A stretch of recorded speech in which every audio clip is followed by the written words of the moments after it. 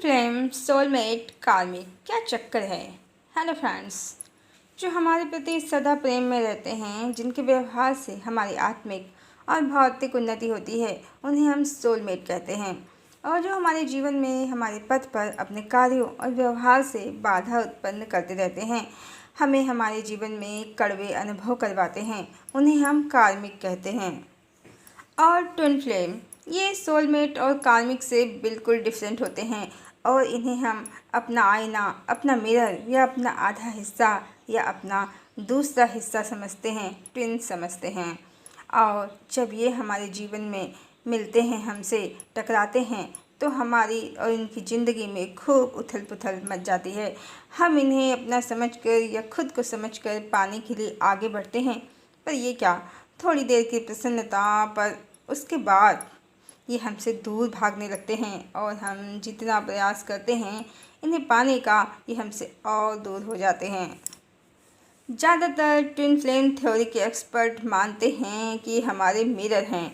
जब तक हम इनके पीछे भागेंगे ये हमसे दूर भागेंगे, और जब हम अपने पीछे भागेंगे, सेल्फ लव करेंगे, तो ये हमारे पीछे भागेंगे। पर पीछे भागना क्यों है? वास्तव में ट्विन फ्लेम एक दूसरे के मिरर नहीं होते हैं, बल्कि ये एक दूसरे की कार्बन कॉपी या जेरॉक्स, या हम कह सकते हैं कि क्लोन होते हैं। क्योंकि मिरर में यदि हम अपनी इमेज से दूर भागें तो हमारी इमेज भी दूर जाती है, और यदि हम अपनी इमेज के पास आएँ तो वह पास आ जाती है।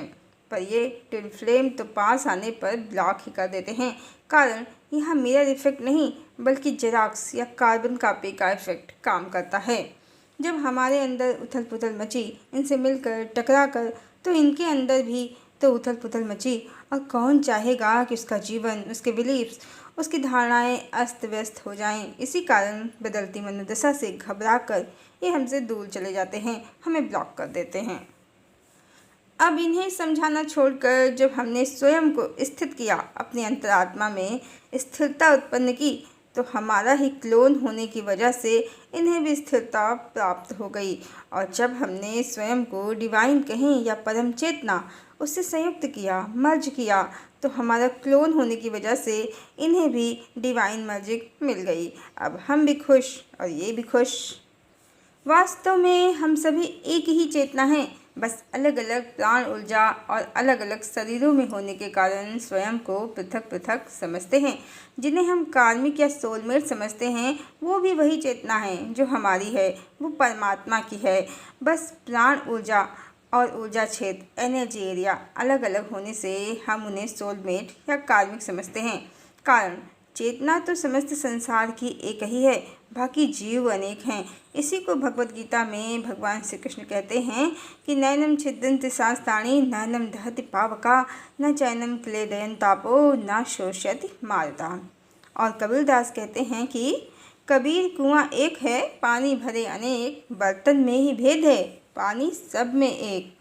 आइए कबीरदास के इसी दोहे से हम समझते हैं कि आखिर कार्मिक, सोलमेट और ट्विन फ्लेम क्या हैं।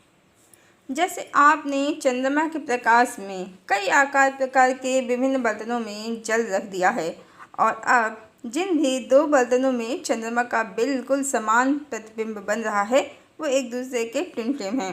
यहाँ बर्तन आपका शरीर है, पानी प्राण ऊर्जा, और चंद्रमा परम चेतना। अब जिन भी दो व्यक्तियों में ये परम चेतना बिल्कुल समान है, वो ट्विन फ्लेम हैं, और जिनमें ये चेतना आसपास मिलती जुलती है वो हमारे सोलमेट, और जिनमें बहुत कम हमसे मिलती है वो हमारे कार्मिक। ये बिल्कुल वैसे ही होते हैं जैसे चंद्रमा के प्रकाश में रखे गए विभिन्न पात्रों में क्षेत्र और जल की गुणवत्ता, उसकी स्वच्छता के अनुसार चंद्रमा का प्रतिबिंब अलग अलग बनता है। अब जब कई व्यक्तियों में ये प्रतिबिंब बिल्कुल समान बन जाए, तो वो सभी ट्विन फ्लेम होंगे एक दूसरे के। ये समान क्षेत्र हमारे चक्रों की समानता है। अब जो हमारे क्षेत्र से दूर हैं या हमारे चक्रों के समान चक्र वाले नहीं हैं, वही क्षेत्र की समानता या चक्रों की समानता के आधार पर हमारे सोलमेट या कार्मिक होते हैं। जिनसे बहुत दूरी है क्षेत्र के अनुसार, या हम कहें जिनके चक्र बहुत कम हमारे चक्रों से मिलते जुलते हैं वो हमारे कार्मिक कहलाते हैं, और जो हमारे क्षेत्र या चक्रों के काफ़ी आसपास हैं वो हमारे सोलमेट हैं। आइए अब इसी आधार पर ट्विन फ्लेम की मर्जिंग या डिवाइन लव को भी समझ लेते हैं। इतना तो हम जान ही गए हैं, जब जो ट्विन फ्लेम कहें या कार्बन कॉपी एक दूसरे से मिलते हैं तो एक दूसरे को देखकर स्वयं का आभास होता है और प्राप्त करने की इच्छा भी होती है। पर जब हम फिजिकल लेवल पर 3D जगत में पास आने का प्रयास करते हैं तो बिल्कुल वही होता है जैसे दो जल से भरे पात्रों के टकराने पर अंदर के प्राण रूपी जल में भारी उथल पुथल होती है और जीवन अस्त व्यस्त हो जाता है। पर जब हम इसे स्वयं के स्तर पर आध्यात्मिक जगत में प्राप्त करने का प्रयास करते हैं, भौतिक जगत से परे हटकर, तो हम क्या करते हैं, पहले स्वयं को स्थिर करते हैं, अपने प्राण रूपी जल को स्थिरता प्रदान करते हैं, विकारों से मुक्त करके उसे स्वच्छ करते हैं, अपने एनर्जी क्षेत्र को, एनर्जी एरिया को चंद्रमा रूपी परम चेतना की ओर मोड़ते हैं, जिसे सभी इनर वर्क कहते हैं। तो अब जब हमारे अंदर परम चेतना रूपी चंद्रमा का पूर्ण प्रकाश होता है तो जो हमारा ट्विन है, ट्विन फ्लेम है, हमारा क्लोन होने के कारण उसका भी एनर्जी क्षेत्र परम चेतना से जुड़ जाता है और उसके भी प्राण रूपी जल में परमात्मा रूपी चंद्रमा का पूर्ण प्रकाश आ जाता है और दोनों को आनंद कहें या डिवाइन मर्जिंग कहें या डिवाइन लव की प्राप्ति हो जाती है। दोनों जल के पात्रों में चंद्रमा का बिल्कुल समान प्रतिबिंब बनने से स्पिरिचुअल या डिवाइन लव की अनुभूति होती है और ट्विन फ्लेम स्वयं को एक दूसरे से मर्ज हुआ पाते हैं, जबकि मर्जिंग उन्होंने चंद्रमा कहें या परम चेतना से कर ली है, क्योंकि ट्विन फ्लेम कहें या सोलमेट या कार्मिक, प्राण रूपी जल और चंद्रमा रूपी परम चेतना तो समान ही है। बस एनर्जी एरिया या बर्तनों की पोजीशन ही डिसाइड करती है कि हम ट्विन फ्लेम हैं या सोलमेट या कार्मिक। ये एनर्जी एरिया बर्तनों की पोजीशन हमारे चक्रों की स्थिति है। ये एनर्जी एरिया कहें या चक्रों की समानता, जिनमें पूर्णतया समान है वो ट्विन फ्लेम है और जिनमें नहीं वो सोलमेट या कार्मिक।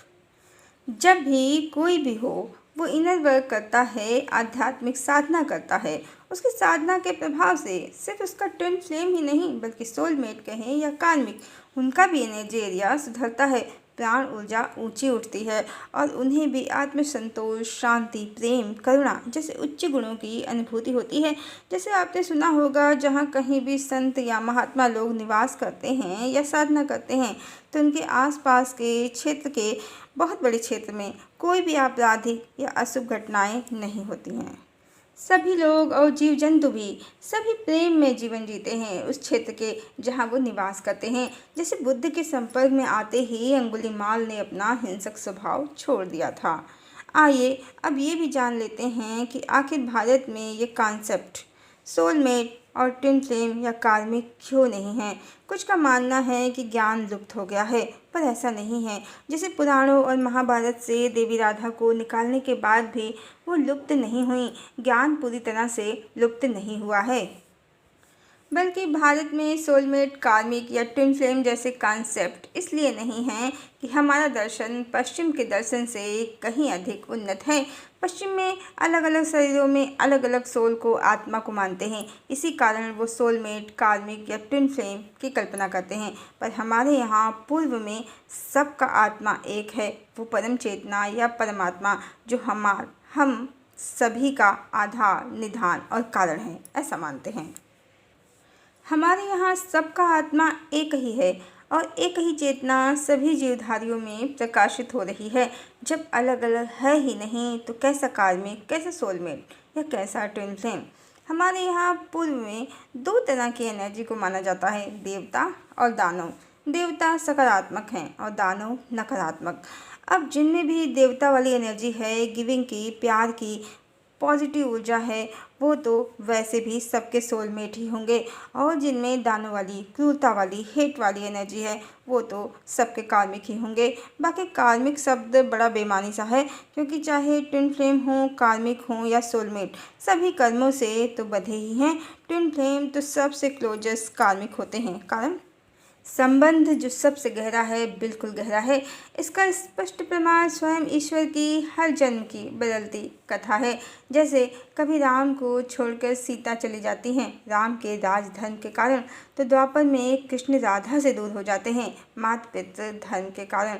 फिर बुद्ध यशोधरा से दूर चले जाते हैं संबोधि की प्राप्ति के लिए, तो चैतन्य महाप्रभु की पत्नी लक्ष्मी प्रिया देह त्याग देती हैं और चैतन्य से दूर हो जाती हैं। दोनों हर जन्म में एक दूसरे से बिछड़ने का खेल खेलते हैं।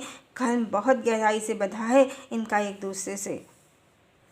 और जो ये समझते हैं कि यदि ट्विन फ्लेम से विवाह नहीं हुआ, हमारी सोलमेट से शादी हो गई, तो नए कर्मा क्रिएट हो जाएंगे, तो ये उनका भ्रम है। क्योंकि कर्मा मात्र पति पत्नी के बीच ही नहीं होते हैं, और भी रिश्ते हैं, माता पिता, भाई बहन, पुत्र पुत्री, ताऊ चाचा चाची इत्यादि इत्यादि सभी से कर्मों के बंधन हैं। और नए कर्मा ना क्रिएट हों तो इसका मात्र एक ही उपाय है, जो श्रीमद् भगवद गीता में भगवान श्री कृष्ण ने अर्जुन से बताया है, निष्काम कर्मयोग। आसक्ति रहित कर्म कीजिए, सभी कर्म परमात्मा को समर्पित कर दीजिए, फिर कोई भी आपका कार्मिक नहीं होगा।